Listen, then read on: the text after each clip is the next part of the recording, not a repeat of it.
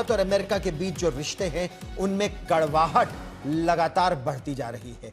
America ने खुले तौर पर कह दिया है कि रूस से तेल खरीदने पर उसने भारत पर अतिरिक्त कर नहीं, पाबंदी लगाई है। पाबंदी शब्द चौंका देता है। सैंक्शंस, क्योंकि यह भाषा आमतौर पर मित्रों के लिए इस्तेमाल कभी नहीं की जाती, दुश्मन देश के लिए की जाती है। और इस तरह की भाषा का इस्तेमाल भारत के लिए, अपने करीबी सामरिक साझेदार के लिए, क्लोज स्ट्रेटेजिक पार्टनर के लिए अमेरिका कर रहा है।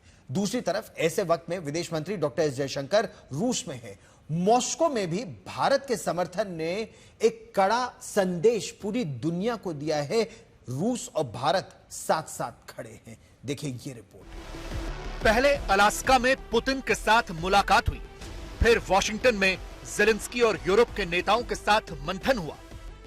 लेकिन रूस यूक्रेन जंग में युद्ध विराम पर समझौता अभी दूर है।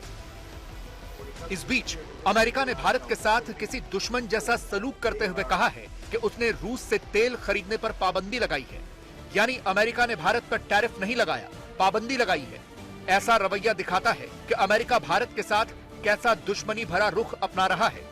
दूसरी तरफ अमेरिकी वित्त मंत्री स्कॉट बेसेंट ने भारत को निशाना बनाते हुए कहा कि भारत रूस से सस्ता तेल खरीदकर उसे मुनाफे के साथ बेच रहा है।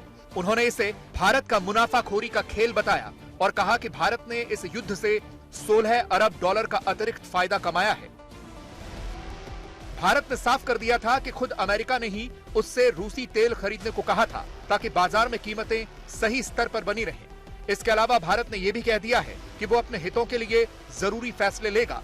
दरअसल अमेरिका की यह दलील सिर्फ चीन पर पाबंदी लगाने से बचने के लिए है, जिससे वो खुद मोटा व्यापार करता है। यही नहीं, अलास्का में खुद पुतिन ने कह दिया था कि ट्रंप के आने के बाद रूस अमेरिका व्यापार 20% तक बढ़ गया है। इन सब के बीच विदेश मंत्री एस जयशंकर मॉस्को में हैं, जहां उनकी मुलाकात रूस के विदेश मंत्री से होगी।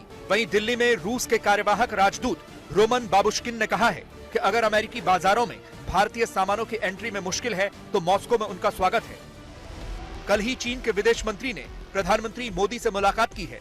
कल ही जयशंकर रूस पहुंच गए। अगले कुछ महीनों में राष्ट्रपति पुतिन पीएम मोदी के साथ शिखर सम्मेलन के लिए भारत का दौरा करेंगे।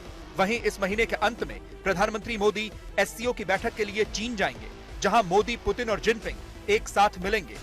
रूस यूक्रेन जंग कब रुकेगी, इसकी गारंटी तो अमेरिका नहीं दे सका, मगर भारत पर पाबंदी ने रूस, चीन और भारत को एकजुट जरूर कर दिया है, जो उसका मुकाबला मिलकर कर सकते हैं। आज तक ब्यूरो।